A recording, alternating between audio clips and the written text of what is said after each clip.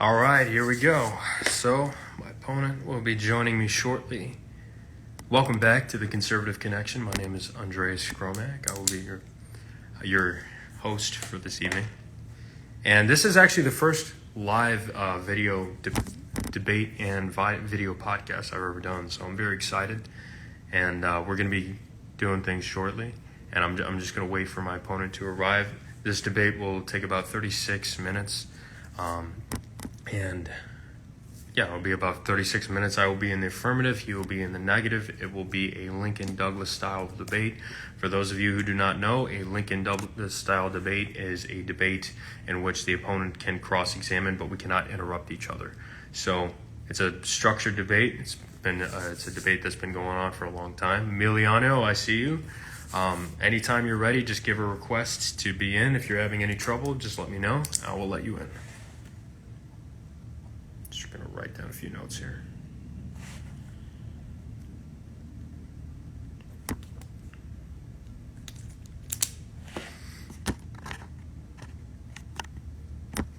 There we go.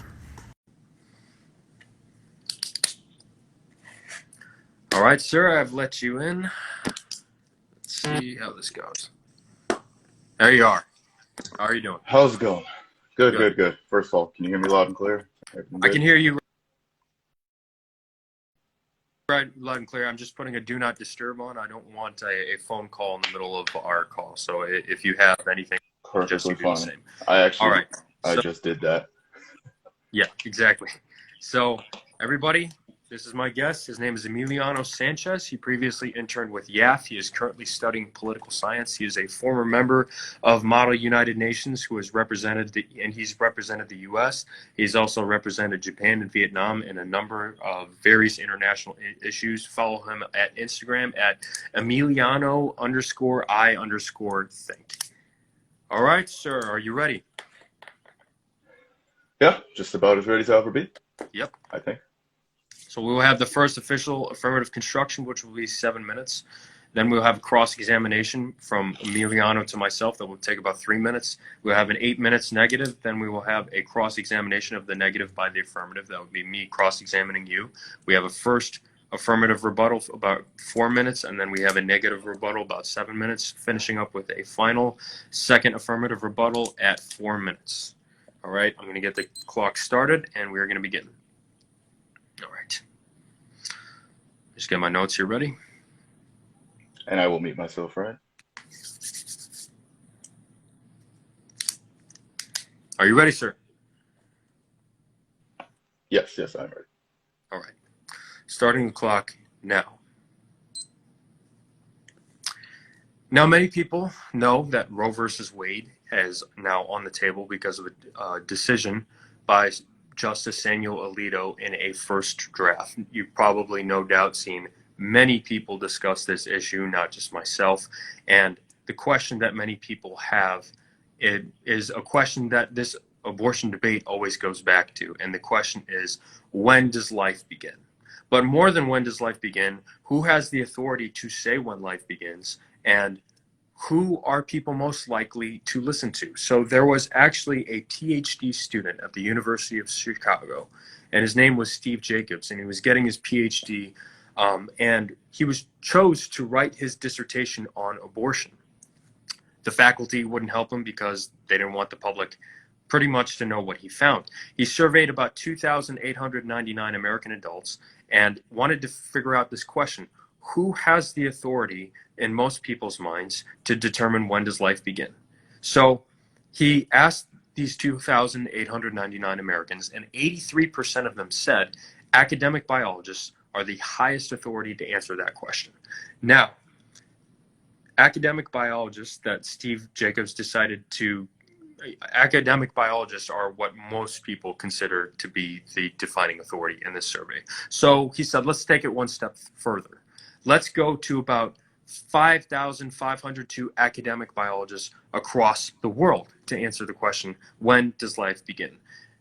95% of academic biologists globally in this study said that life begins at the moment of fertilization, aka conception. The other 5% answered with honest answers, and I these are exact quotes. Sure hope you aren't an effing Christian. Is this a study funded by Trump and the KKK? And I believe this is a horribly manipulative study, and its end is to support the religious patriarchal abuse of women's rights that has gone on for way too long. So obviously these people were very diehard in their positions, but the factor still remains that 95% of global academic biologists globally say that life begins at conception. And Justice Blackmun, who penned the decision for Roe versus Wade, said himself that if there was any evidence that a human life was indistinguishable from a person in their genetic code or in what made them a human being, the argument for Roe versus Wade would fall apart. And we are slowly seeing that today. Now, at conception, the genetic code for a human being is indistinguishable from any American adult or any adult globally. There is no difference between a genetic code in an adult versus a concepted life. This is the study that people have, and it's mainly what people have a problem with. And there's a lot of different discussions on the philosophy of certain things like rape or incest or sexual abuse, and that is a topic that is going to come up. But more so than that, we've discovered that, and this breaks my heart to discuss, because rape is something that it should be, it is one of the most underreported crimes in America. It breaks my heart. I recently saw a movie called Promising Young Woman over this, where they discussed this topic of rape and incest and sexual abuse. But as I was studying, I found out that with many cases, what will end up happening in a Planned Parenthood is that somebody will be abused, and then their abuse will be covered up in a Planned Parenthood. So even in the cases of sexual abuse that many people want to go to, even though it only makes up about 0.5% for incest and 1% of all abuse cases make up abortions, what will end up happening is, in many cases, the abuse will be covered up in order to get the abortion. In 2017, there was a man named George Savannah who had a daughter. He impregnated 3 different times, when she was 14, when she was 16, and when she was 18. And what ended up happening was Planned Parenthood did not report or ask any questions concerning this situation, and she was brought to the abortion clinic every time. One of the things that people overlook about Planned Parenthood and its role in abortions is that many times it will actually cover up for sexual abuse. There's multiple cases of fathers of people in incest cases and everything else. But also, Roe versus Wade has also been used to justify late-term abortions, to the point where the NIH last year was actually discussing funding for a program where they would actually take a delivered baby who was 22 to 23 weeks old and harvest organs for them in order to use for their studies. I am going to be talking about sensitive cases and sensitive issues. Obviously, this is an abortion discussion. But the topic of when a life begins and what constitutes a human life is the basis of this argument, and both sides have their qualms with it. But you will not find a single study on the other side that will argue against the scientific fact that life begins at fertilization and conception. There is no wide consensus on the other side of when life begins. And when we come to Roe versus Wade and talking about this issue, I would like to hear a goal of an answer to that question of when life begins, because very rarely do I ever hear it from the other side. And I want to. And this is a scenario, and it's a sensitive scenario for women and the child, in which the pro-life answer is to love them both. We need to do better in caring for the other people in our society, and we need to do and have the responsibility of answering the call for people who are unfortunate in this scenario or need help. And that's a call that we need to answer. So that is basically the argument of the pro-life side.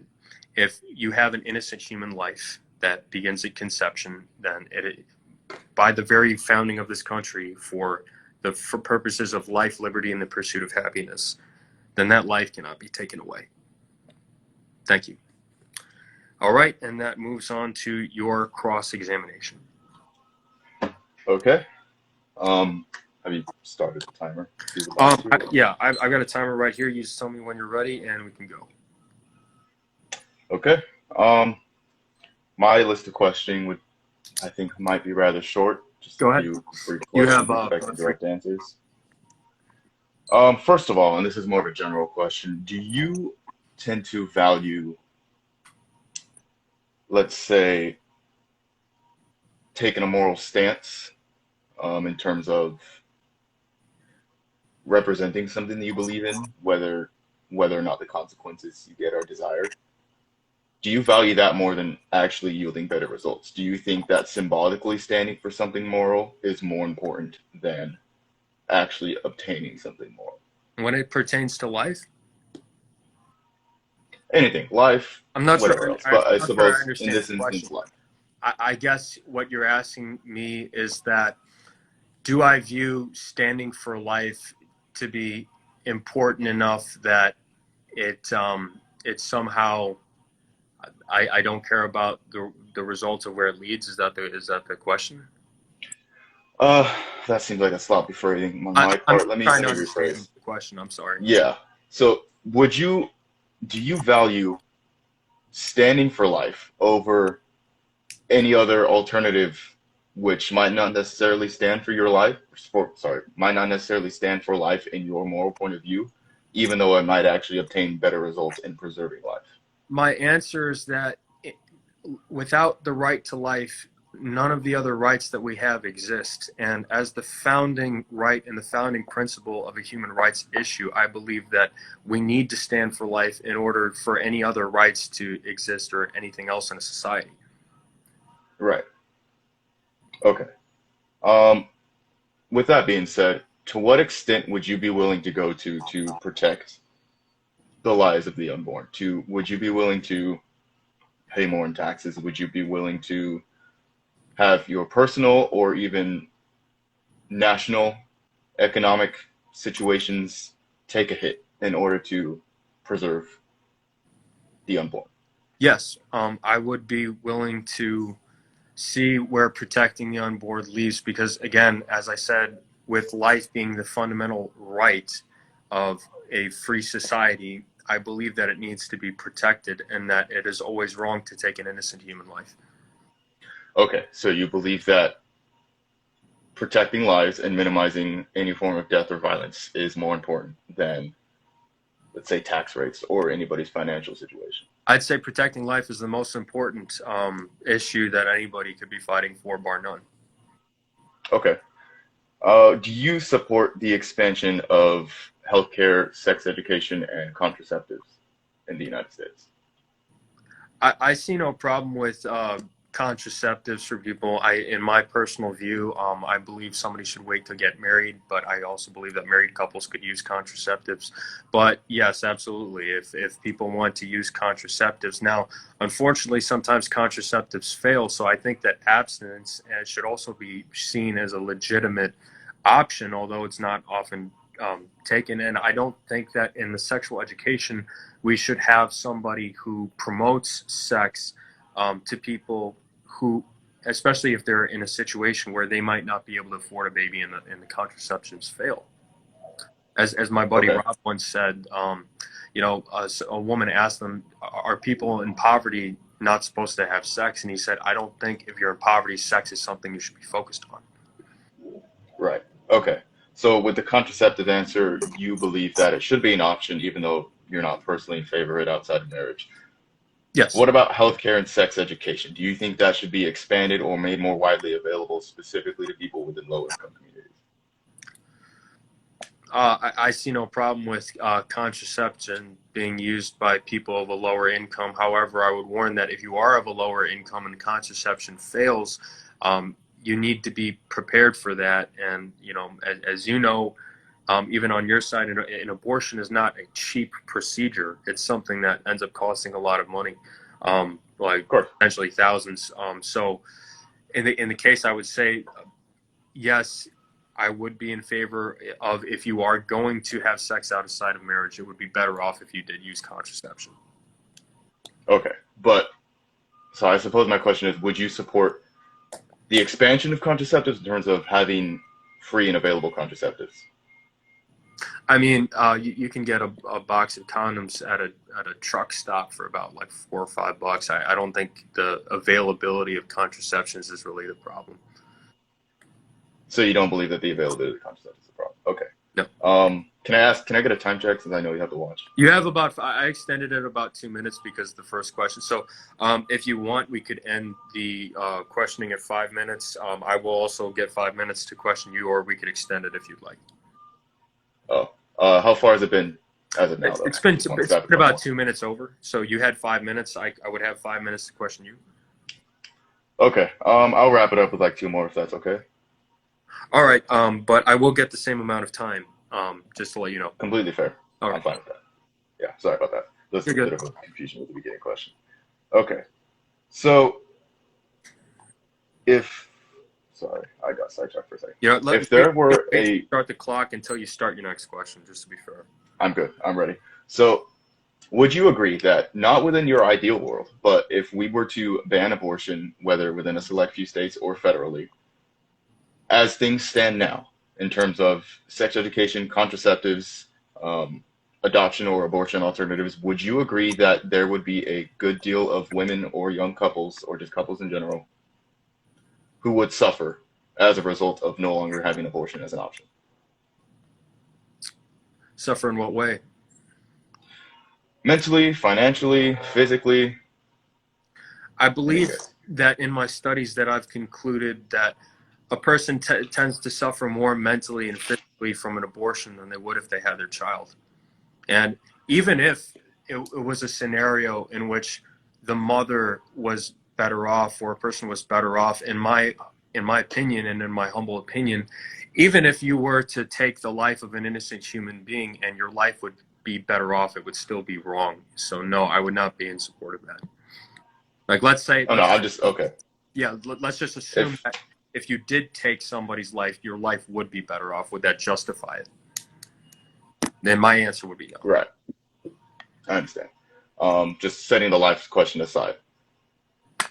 Just talking about pure human suffering. If there were a way to, and this is the last question, sorry. If there were a way to minimize or reduce the amount of abortions that happen in the United States, while also keeping the amount of human suffering, both for unborn and parents, to a minimum, would you support that? If there were an alternative outside of banning abortion to lower the number of abortions and minimize human suffering, would you be in favor of that? If I had a choice between banning abortion federally, which I know politically will not happen, or minimizing it, I would ban it outright, because I believe that, again, you can't take innocent human life.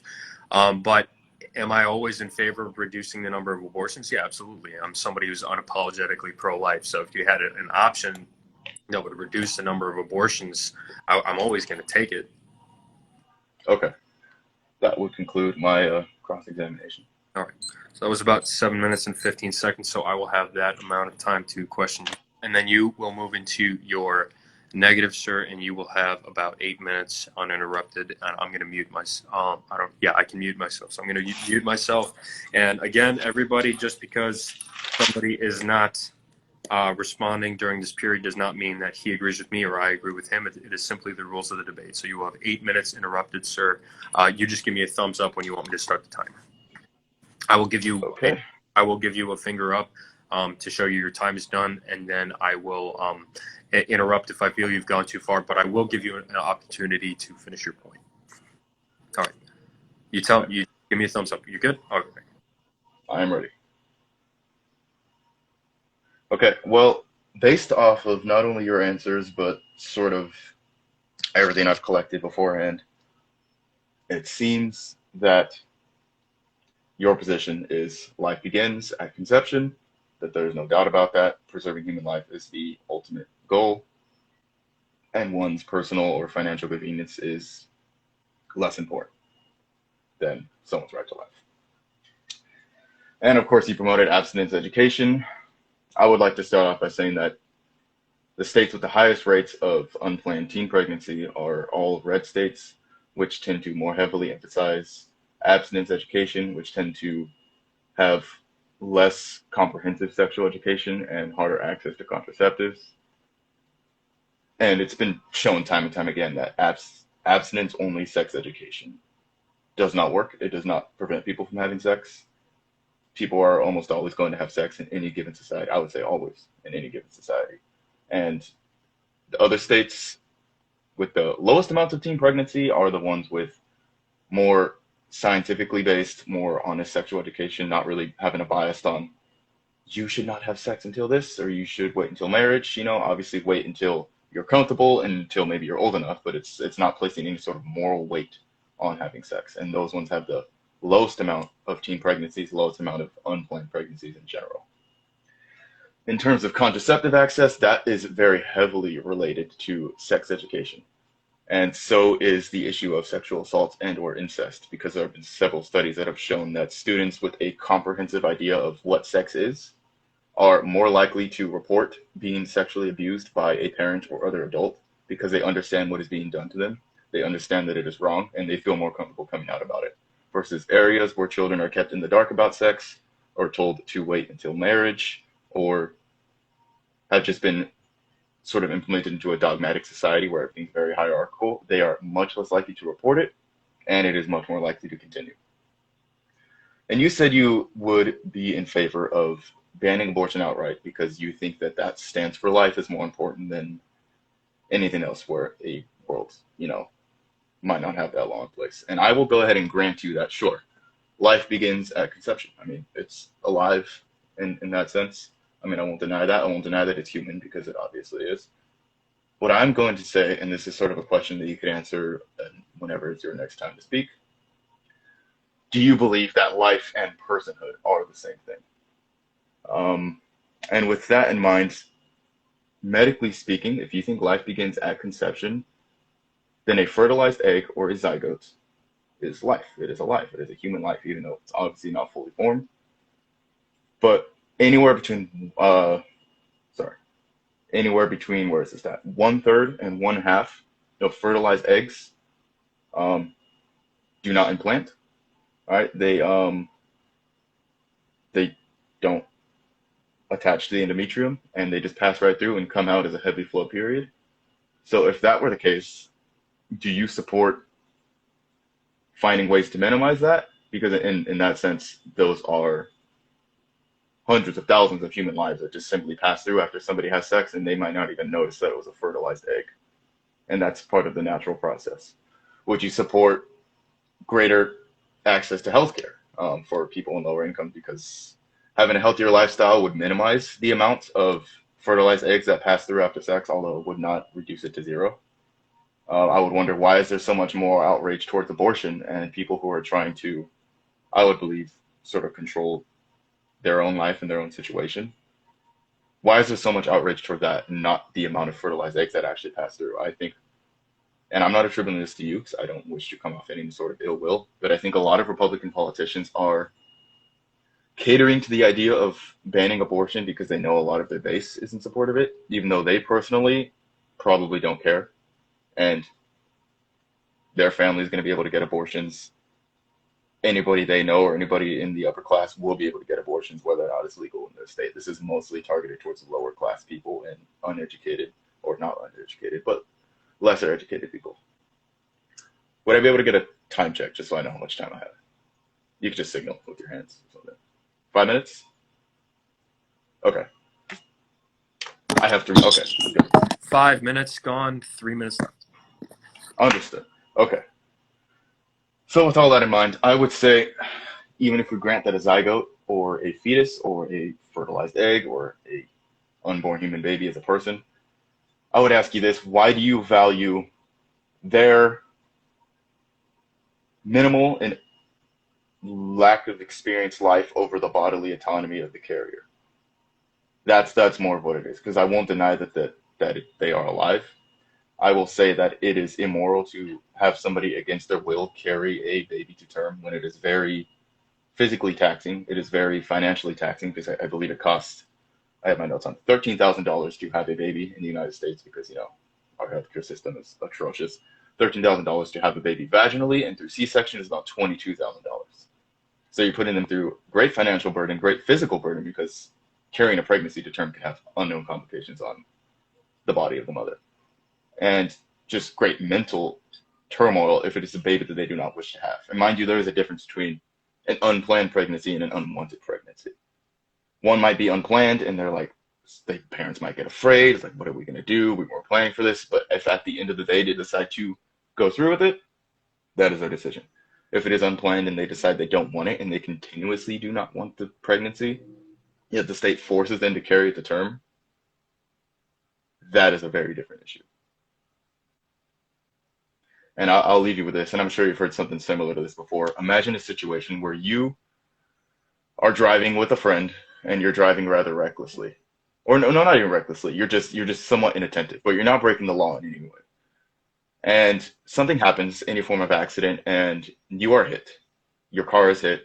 You wake up in the hospital, and your friend is in critical condition. You are by and large fine, besides maybe some scrapes and bruises. And the doctors have hooked you up to your friend. I don't know, let's just say your blood donation, kidney dialysis, just any sort of example. And you are keeping your friend alive. Mind you, it was your inattentive and poor driving that led your friend to be in this condition. So it was your doing. But you didn't break the law. You just didn't react quickly enough. You made a poor decision. But other than that, you didn't break the law. If you said that you do not wish to be attached to your friend for the next 9 months, and mind you, you would foot the medical bill as well. If you did not wish to be attached to your friend any longer, do you think the government should punish you for that? I'm not saying that your friend is not a person. I'm not saying that their life doesn't matter. I'm not even saying that it's not your fault that they're in this situation, because let's say it is. Do you think that you do not have the bodily autonomy to say, no, I don't want to be hooked up to these machines for 9 straight months, and I do not want to have to pay this bill? Should the government be allowed to not only force you to keep that on, but if you were to unplug yourself, would you be in legal trouble for that? Or should you be in legal trouble for that?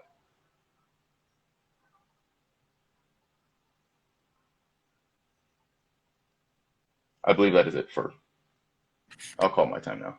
That is your time. And I do appreciate you staying within the bounds. Very good questions that I can answer. I wrote a lot of them down. I'll probably answer some of them in the affirmative rebuttal. At this point, Okay. my cross-examination, and I just want to go and say that because you did have 7 minutes and 15 seconds to cross-examine me, which I granted you, I will also grant myself the same amount of time. Completely fair. All right. So you granted a point that most people don't always grant, and you said that life does begin at conception, but then you started to ask the question of whether or not I believe personhood is the same thing as a life. I just want to know, what exactly do you believe about personhood? When do you believe a life is a person, if that was the point you're trying to make? And I would like to ask you to elucidate what point you were trying to make. Okay, so as to what I believe about personhood, if I'm going to be completely honest, I don't have a straight answer to that. And I think anybody who comes at you with an affirmative answer of what personhood is or when it begins should be listened to with not even a grain of salt, like a pound of salt, because that is a philosophical answer that people have been pondering for thousands of years. And if somebody claims that I have the answer to when personhood begins or when someone is or isn't a person, that just sounds extremely arrogant. But I would say that for the most part, most people could agree that a fetus or a baby who has not come to term has not achieved many of the philosophically agreed requirements to be considered a person. Okay. Right? Are you aware at what point a heartbeat appears within the pregnancy? I could be wrong, but if I remember correctly, is it about 6 weeks? It's about 5.5 to 6 weeks. So you're 5.5. Okay. Although it can be detected in some rare cases as early as 22 days after fertilization. I would ask, if you are stopping another person's heartbeat, do you think somebody else has a right to do that? And why would they have the right to do that? Well, again, if we're assuming that this fetus is a person, if we're assuming the unborn baby is a person, which is again very variable, if I'm granting you that stopping another person's heartbeat, for most cases, I would say it's immoral. If you are not actively stopping someone's heartbeat, but you are refusing to use your own body and your own energy and will to support that heartbeat, I'd say that's different than killing somebody. All right. So you said if we're assuming it's a person, but you don't have a straight answer when it is a person. Is that correct? Yeah, I don't. Okay. Would you view that somebody who does not have a straight answer of when it is a person, would you view that as logic, as inconsistent, or what would you say to somebody who says that's an inconsistent form of logic if you don't have a standard for when life? Um, Inconsistent when compared to what? Compared to an answer of having an answer of when life begins, because if you do have an answer of when life begins, then you can say this is the line we draw, this is the cutoff point. But if you don't have an answer of when life begins, then do you have an authority to say that you can't end that life, or you can end that life? Well, I mean, I would say even if we have a definitive answer when life begins, I would not say that life and personhood are the same thing. I mean, life on Earth began about, like, I believe, 3.7 billion years ago. We could say that a zygote is alive, but that might not necessarily be a person. What Okay. we do know for sure is a person is the parent, the mother, the carrier. We do know, and I think we could both agree that that is undoubtedly a person. Yeah, love them both as a I think almost philosophy. everybody can agree. So I would say, but what is the standard of personhood? Because you can't say, can you actually definitively say, and this is where I was going out with the logic consistency, can you definitively say somebody isn't a person if you can't define what a person is? I can define some characteristics that I think we can agree might prescribe personhood Okay. in terms of social ability, maybe intelligence, higher reason. If we're talking about a fully grown pig, they are miles more intelligent and more social than a fetus or even a newborn baby. Yet I'm assuming you eat pigs. Okay, so if you're comatose, can I stab you? If I'm comatose, then what, in a coma? Are you a person if you're comatose? By that you mean in a coma, right? Not In brain a, dead? yes, yeah, you're in a coma, and you can't depend on your own without the use of a machine. You need people to make sure that you have enough fluids. You need people to attend you, to make sure to take care of you. Yeah. Are you considered a person? I would say, well, I have previous experiences. I have a 23 years of life experience under my belt. I have relationships, I have friendships, I have family. I have been well established as a living, breathing person. And assuming I wake up from this coma, I could hopefully continue that life. So I don't think that's rather analogous to a fetus which has no attachments, no history, no memory, Okay, granted. no experiences. Let's say you're a day old and there was a complication and you're comatose. Are you a person? Am I a person? That is a tough one. I would be willing to grant, let's say if you were to say I was a person, I might say yes simply on the fact that I would be able to grow and develop without the attachment, without the direct attachment of another human being. And by that, I mean a specific other human being. If I were in a coma, or if I were a newborn or a toddler, I obviously am very dependent on someone or something, but it is not one specific person who has to be the one to carry me to term. Any other doctor, any other individual can be the person taking care of me. It is not that I am directly attached to you. Okay. You said that you thought it was cruel for somebody who was maybe abused to have to carry a baby to term. I was curious, do you have a personal cutoff point for when an abortion should occur? And if somebody was not abused, would you be in favor of banning that abortion? Okay, so if somebody was not abused, personally, most studies have shown that an abortion is viable, or not abortion, I'm sorry, that a baby is viable outside of the womb rather usually around 28 weeks. And if they are able to live viably outside of the mother at that point, personally, I wouldn't have a problem with banning abortion at that point, or, having sort of induced labor, extracting the baby and proceeding from there with either healthcare or adoption. Sorry, I have something in my eye at the moment. No, you're good. I'd be okay with that.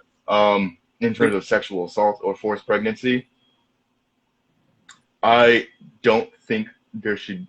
in terms of limiting abortion, I don't think there should be any unless they determine, okay, this baby can live outside of the womb. If we can extract the baby, have it live outside without a problem, I'd be okay with that. Because I'm not in love with the idea of getting abortions. I just think that the negative is worse than the positive. Do you think there should be a cutoff for when abortions occur, like in Europe or in other foreign countries? I think I don't even think we should approach that question unless we have a reliable social safety net, accessible healthcare and contraceptives, and reliable sex education, because we rank terribly compared to the European countries in all of those aspects. So I think that's why they're much more reliably able to have lower abortion cutoffs, because people have much less of a financial burden. They have much lower rates of unplanned pregnancies. But as far And as policy is concerned, as far as policy, I don't think we should have that again until we have those other things secured, because I don't think it's fair to have somebody who is going to face unknowable difficulties that even you and I will never notice because we're dudes. so just Any number of difficulties. I don't think we should put any bans on abortion until we have those in place. so just to be clear, you have no stance on ever banning any kind of abortion at any point. I would say no stance until we can assure that people have a lot of other options outside of that. Unless you can, and I know it varies case by case whether or not a baby is viable. Unless you can determine that this baby is viable now and getting the baby out would be rather uninvasive compared to an abortion, I'd be okay with banning it in that instance. But if you're talking about a nationwide or a broad ban about a specific cutoff point, I don't think you should put that in place, just because viability varies from case to case. And if people have so few other options, we should not be even thinking about placing that ban. So I have gone a minute over my time, so I will actually grant you. I will actually grant you if there's any more questions you directly like to ask me, because it sounded like there were a few. You will have another minute and a half to ask me because I've gone over my time. Okay, we can place that on my next on my rebuttal time, but I Yes. believe we're going to be beginning your rebuttal. Yes. All right. So, all right. Crossing elimination. My first rebuttal is going to be 4 minutes. You'll have a negative rebuttal of about 7 minutes, and then I'll finish with the second rebuttal at 4 minutes. Okay, I will mute myself, and whenever you begin, just begin. Thank you. So the question is, unquestionably, we know that life begins at conception, but unfortunately, what I often hear is, with somebody who will admit that to me, is the idea of personhood and how that plays in. To me, whenever you start to separate a human life, an innocent human life, that's going to be fine as long as you leave it alone, you start to separate that from what a person is. You can also apply that to certain other people. You can apply that to people who are comatose. The problem with things like viability is that viability is a moving target. And what I don't understand about viability is if you were to leave the child alone, they would be fine. We've already established that they're growing. They have their own organs. They have their integumentary systems, their lymphatic systems. They are at 6 weeks. You can record brain activity, and at 14 weeks you have neurons firing. Any abortion that is done through a D&E process between the weeks of 13 to 24, the body is actually so well developed and so strong that when the abortionist goes in with a sofa, he has to pull the baby apart limb from limb in order to try to get it out. And the problem that a lot of people have, because with the pro-life side, we have a very clear stance of life begins at conception. Now, you asked a question that I wanted to address in this rebuttal, and the question was, should somebody be able to carry a baby to term that maybe they had through abuse or a terrible situation, which again, I am an advocate for persecuting those people at the highest level of the law, because it is something that is very underreported in America. They should be put away for life, and to the highest extent. And I personally give any sympathy to any person or woman who has gone through that situation, because your life may never be the same, and it probably won't be. But I like to take this situation and put it on myself. So let's say that I am married and my wife is sexually abused, and then one day she is she was sexually abused by somebody else who attacks her in the street, and then she gets pregnant, and then I have to determine whether or not it is my child or the abuser's child, the rapist kid. And the doctor tells me it's okay, it's fine. You don't have to worry, it's your kid. But then when the baby is born, a few weeks later, I get a call from the doctor, and the doctor tells me, I'm so sorry, we made a mistake. It's actually the rapist kid. Can I end that life? And the answer is no, I can't. Because when you view it as a life, the entire situation changes.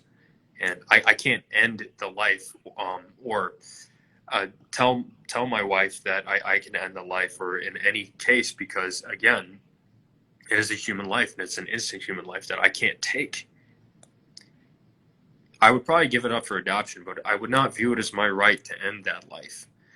And I know it's a tough situation. It's a very tough situation, and people should be there to support it. And also, what I would also like to include is there was a previous point that it kind of alluded to the fact that life is more important, but in actuality, the pro-life movement does care about women who have their kids and then maybe can't provide for them. There are pregnancy crisis centers that all across the nation that will help a woman who has a 2-3-year-old and provides formula and babies and baby materials and diapers and baby food and all these other things to them. And an abortion clinic will just simply take a woman's money and then dump her on the street. There's no counseling, there's no help afterwards. So unfortunately, it increases their risk also from the traumas. About 81% of developing a mental health issue, and many different women have different traumas over this, and it's a terrible thing for women. But it's an area where I don't understand why the abortion community is considered more helpful when the pro-life community does so much work in their foster parents and they help care for these kids, and yet they're ignored. That's my time.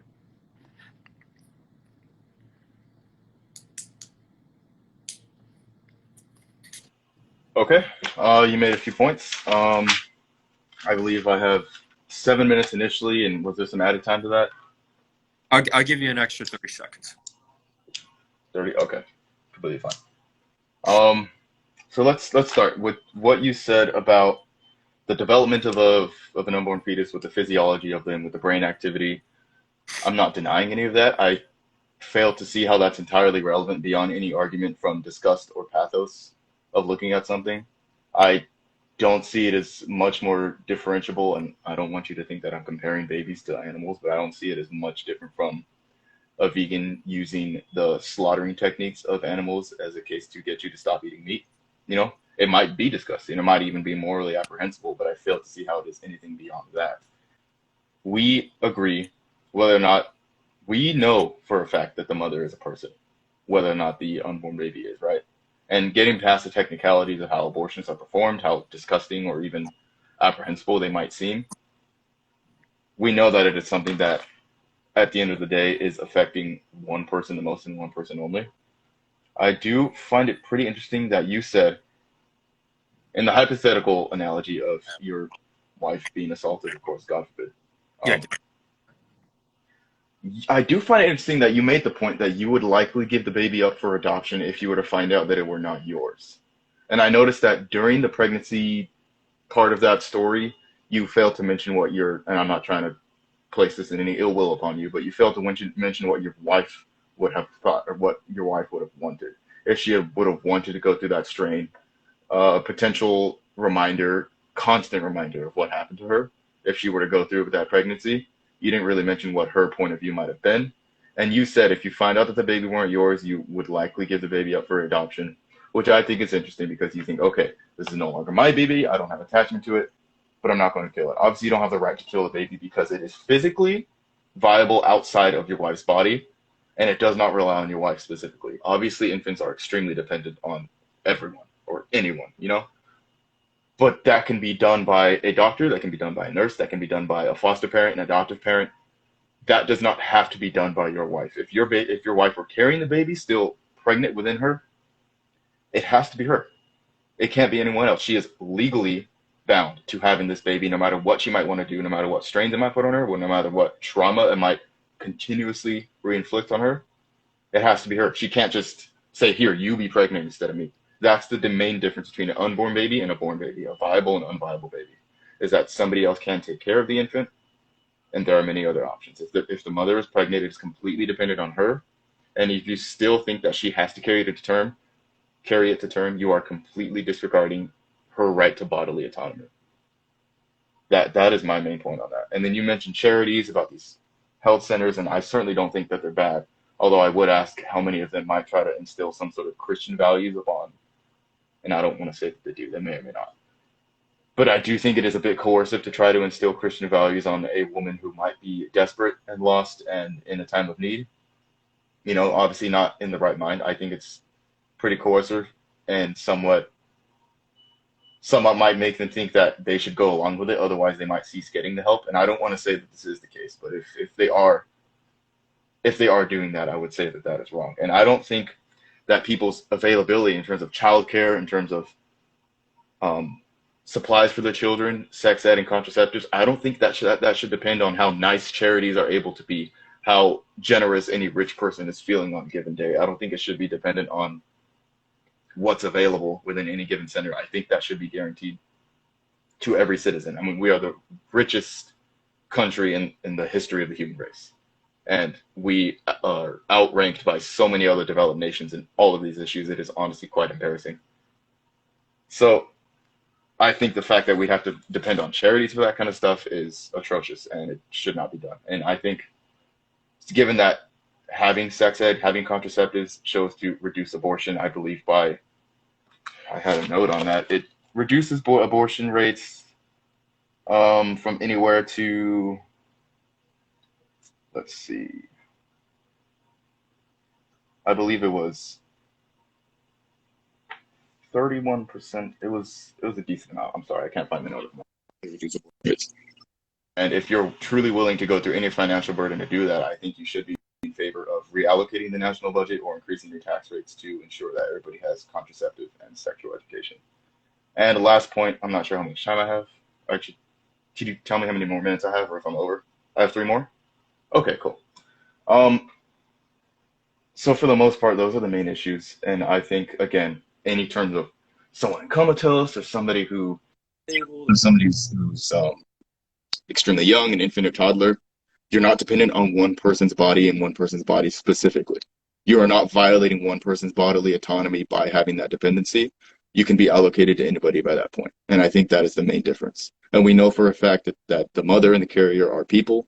And I think their bodily autonomy should be valued much more greatly over the unborn baby who is, while alive, completely dependent on her body, draining on her body, and whether or not it is even a person is completely abstract. I think we should value the certainty over the abstract.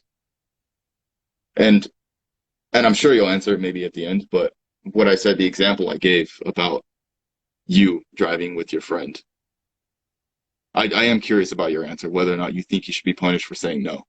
And let's say you're the only person who can help your friend, either due to, I don't know, some really weird and rare blood type that you happen to share, or maybe you're in a hospital in the middle of nowhere and you can't really get anywhere else in time. Do you think the government should punish you for saying, no, I don't want to use my body for this and I don't want to have to pay for this? That is my main point. Because I'm willing to concede that a fetus is alive. I'm willing to concede that life might begin at conception. And I also want to reiterate the point I said about zygotes that pass through. Why are they not treated as tragedies? Why are you not constantly trying to look for better healthcare or ways to prevent those from happening? Are those not, again, thousands of people that pass through every day just through the natural process of sex and how life passes through the fertilized zygote, because it has its DNA, it is a person, yet you don't hear anybody talking about that.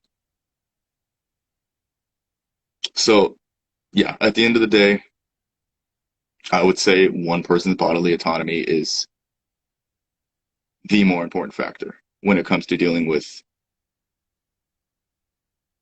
someone who could maybe be called a person. 1 minute? Or are you? That is your time, but because I went long and because it is a question section, I will give you 2 minutes to additionally ask me any questions you might have. So you did have some questions you wanted to directly ask me, and I want to give you that opportunity. Okay. Um, I'll ask you straight up. You said because you personally value life that you'd be willing to go through whatever it takes to reduce the amount of abortions. Would you not want to have universal access to contraceptives and healthcare, which would greatly reduce the amount of abortions? Would you be willing to foot that bill on your taxes? I don't see a problem with the availability of contraceptives when it comes to condoms and other things. I don't view abortion as a contraceptive method. That was Oh, me neither. I'm okay. talking about I'm just contraceptives to prevent pregnancy to begin with, no. before to make I have abortions I have no almost problem. obsolete. If somebody's going to be having sex outside of marriage, I have no problem with them using contraceptive to prevent that. That is not a Right, problem. but would you be willing to make contraceptives much more accessible? Because you say you don't see a problem with their accessibility, but there is a great problem. What Not only with I can't just blanket support a policy of make them more available because that can mean a lot of things. I would need to actually see the policy in order to have an answer. okay, what implications could that have that you wouldn't like? Well, I mean, there are some colleges and not colleges. There are some schools right now that teach contraceptive to kids who are in kindergarten. I mean, should my taxpayer dollars go to that? Because that would be, under that definition, that would be expanding the education of contraceptives. So, What do you mean? What do those schools teach to the kindergartners? And how many schools are there? Is that a commonly used practice, or is that more of a red herring? no, it's not a red herring. You can actually look at how many schools actually teach contraceptives to kids who are in first grade, second grade, third grade, fourth grade, fifth grade. It's not something that I would support. It's not something my tax dollars would want to go to. And there's a whole nationwide movement against getting it out of the schools. And in fact, there was in Florida, there was an anti-grooming bill that was actually just recently passed by Ron DeSantis. So no, I would not want my tax dollars to go towards that. So that's why I'm saying, like, do I have a problem with adults using contraceptives? No.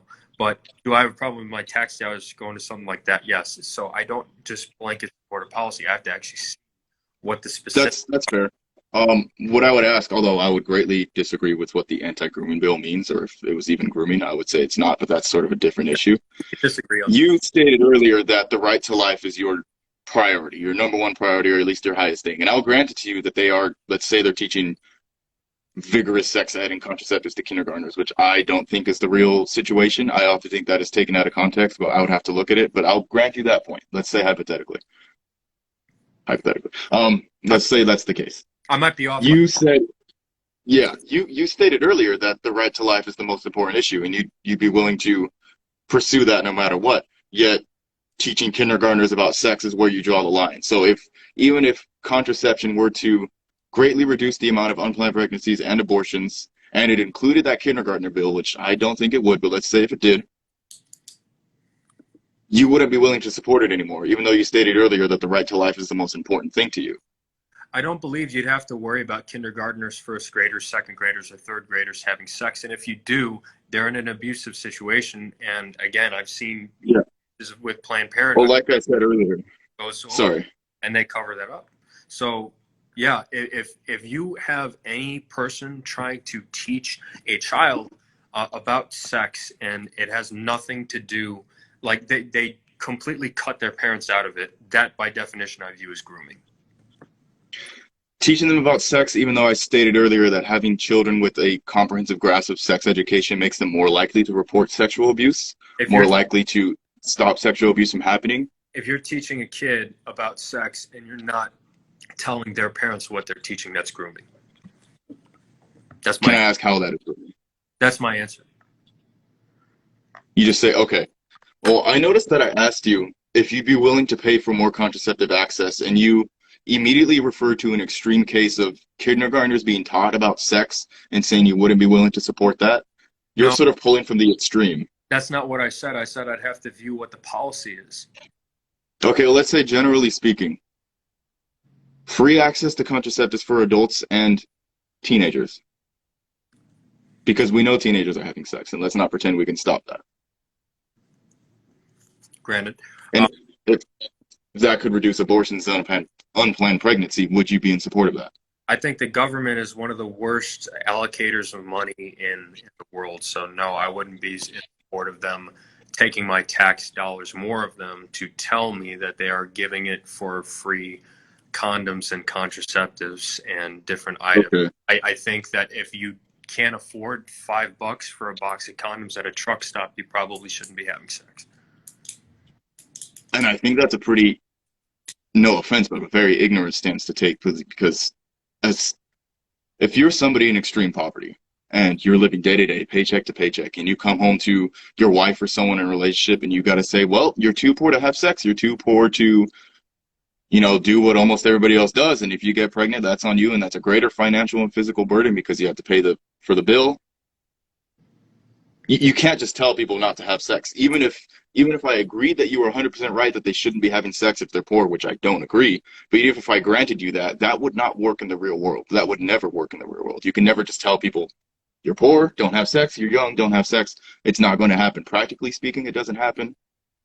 And I think morally speaking, it's not right. What I'm telling you is that if you're living in poverty, sex is not something you should be focused on. And that's something that's not a controversial thing for people to say, because you could Okay. go greater risk. And again, both of us have agreed we don't like abortion. So we don't want to see somebody in poverty in that situation. Right. Well, okay, so if poverty is not what they should be focused on, I'm sorry, if sex isn't what they should be focused on, what should they be focused on? They should be focused on getting out of poverty. How would they do that? We're kind of moving the goalposts here, but you can get out of poverty. One of the greatest anti-poverty programs in the entire world is actually marriage. But three things I will give, and I will grant this point. I have granted you more time, but I will finish with this.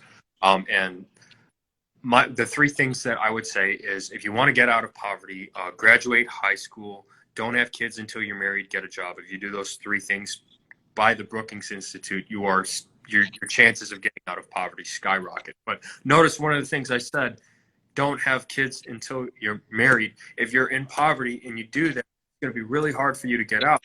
Even if you do have an abortion, now you have physical trauma, and also an abortion could cost up to a couple $1,000, which you may not be able to afford anyway. So I don't view telling somebody who's in poverty, don't have sex, get out of poverty first, and try to focus on what you can do to better yourself. I don't think that's a controversial message. I also would say to somebody who does get out of poverty, even, I don't think sex should be this gross itch we have to scratch. I think we should be doing it with people we love in a more meaningful way.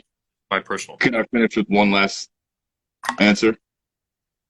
I have granted you okay, that's fair. Quite a bit. I'm not sure how much time I've gone. Because it was supposed to be 2 minutes of questioning. I granted you 7. So yeah. Well, are we on questioning? Because I know we've just been kind of going back and forth. We were on questioning. And if you want, after the debate, we might just go back and forth. Okay. But this will be my personal time for a rebuttal. But before I go, before I do my last rebuttal, what I want from you is, I want you to whatever questions that you had directly that you wanted me to answer, since this is my last rebuttal in the end of the debate, I want you to give them to me so that I can answer them directly, because I don't want to ignore them. So, do you want me to give you the questions? Yeah. What questions did you have for me that you wanted rebutted directly? Because there were some I didn't answer, but I'm trying to keep track. Okay. That's fair. First question would be the analogy I gave you about you and your friend in the car accident. I'm sure you memorized that by now. If you have any further questions, just ask me.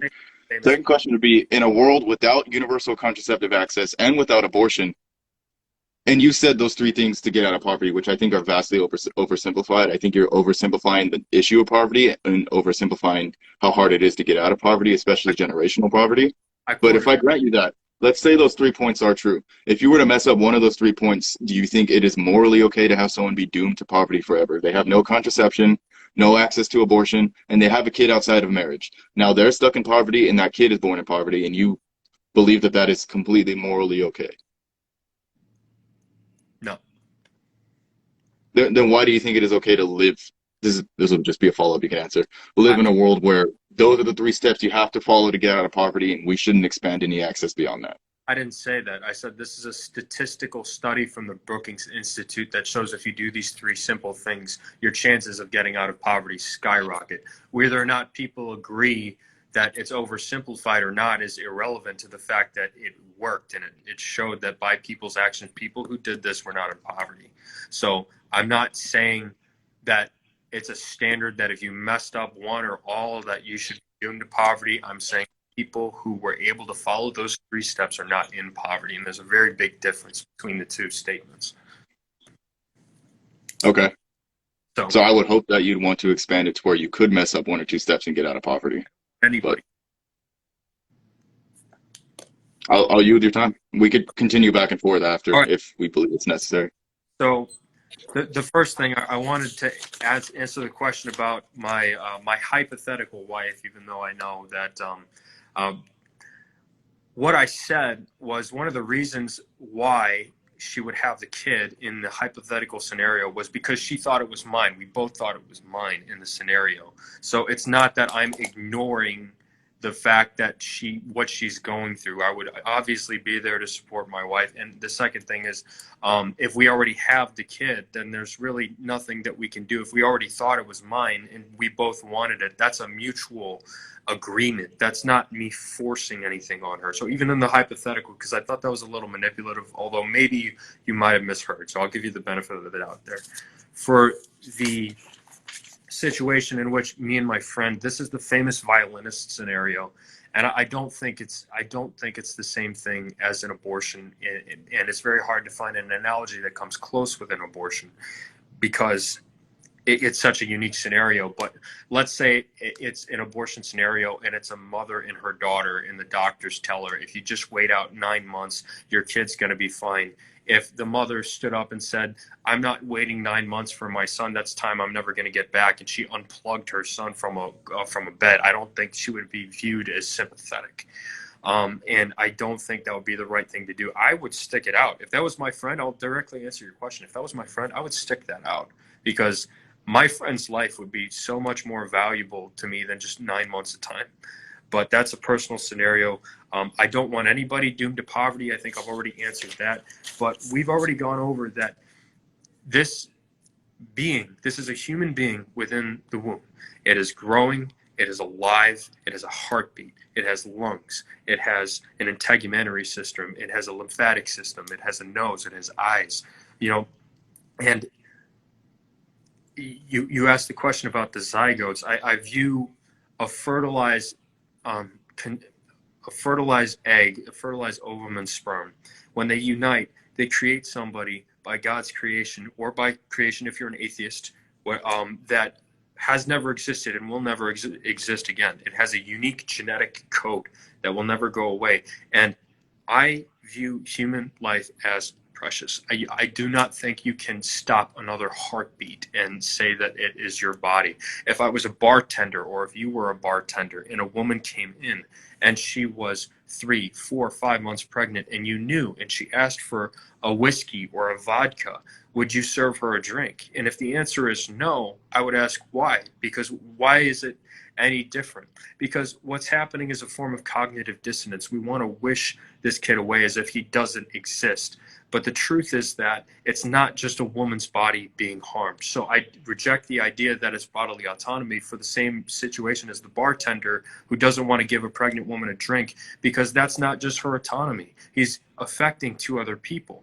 He's affecting the person inside of her. So for him to do that would be to violate that other person's bodily autonomy. And I know I'm a libertarian. I want most people to be left alone. The problem with an abortion is that there's one body that is not being left alone. And in this scenario of the bartender, that is one body that is being affected, that is not being left alone. I think we need to reject pessimism. I think it's time that we acknowledge that a human life is a human life. It cannot be taken away. It cannot be silenced. It should not be torn apart. It is a precious human life. It is a person. There is no even if I were to grant you your argument, if you can't define what a person is, or if you have things that would cross over to what an adult person is, then I would say at least give it the benefit of the doubt. But for me, there's no doubt in my mind. This is a person. This is a human being. It is a living, growing human being. It's a human species, and it deserves the right to life, as we all do. And as far as viability, there's not a single scenario in any of our lives where we were not helpless at one time and dependent on at least one other person. So I view viability as a moving target. So we're all helpless at one point in our lives. Just because we're helpless does not mean we're not alive. Just because we are helpless does not mean we are not people. And I think it's time that we acknowledge that fact. And I think it's time we embrace life. And with that, that is my time. Okay. That does conclude our debate. But I would like to end this. I would like to save it. But if you want, if you're free, I would like to just have a non-structured period where we could just discuss the aftermath. If anybody has any questions in the comments section for my guest, feel welcome. And because I don't know how much time we have left on the stream. I know it cuts off after an hour, and I don't want to cut off midstream because we have gone over. If I'm not mistaken, I believe it's been over an hour, but maybe the new Instagram update allows for a longer live stream. Who knows? I don't want to take a chance for the episode, but I do appreciate you coming on as a guest. I do appreciate you voicing. I will always give somebody a chance to voice their opinion in a debate. I think you did that rather effectively, and you've been very respectful, and you've been a very good guest. And if anybody wants to follow him on Instagram, it is Emiliano_I_. And please be respectful to him. He is my guest. And I do want to thank you for coming on. And with that, that would conclude this episode of the Conservative Connection. I want to thank everybody for tuning in, or if you tune in later, I want to thank you for coming on. And with that, stay connected. Would you like to do an additional segment? I'd be willing to. All right. So I'm going to start up another live stream, and then we will discuss further. But anyway, thank you everybody for attending and listening. And as always, stay connected.